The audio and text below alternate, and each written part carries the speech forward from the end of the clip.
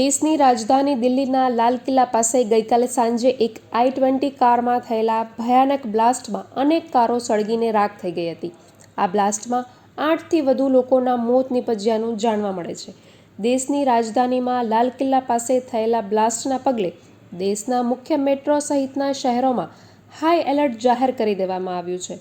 આ હાઈ એલર્ટના પગલે ગુજરાત રાજ્યના પોલીસ વડા વિકાસ સહાય દ્વારા એલર્ટ જાહેર કરી દેવાયું છે.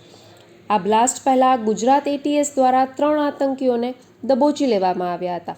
ગઈકાલે રાતથી જામનગર અને દેવભૂમિ દ્વારકા જિલ્લાના મુખ્ય મથકોમાં SP ડૉક્ટર રવિ મોહન સૈની અને જયરાજસિંહ વાળાના વડપણ હેઠળ જુદી જુદી ટીમો દ્વારા મુખ્ય માર્ગો પર, railway station, bus stand, airport તથા દરિયાઈ જેટી અને હોટલોમાં પણ ચેકિંગ કામગીરી હાથ ધરવામાં આવી હતી.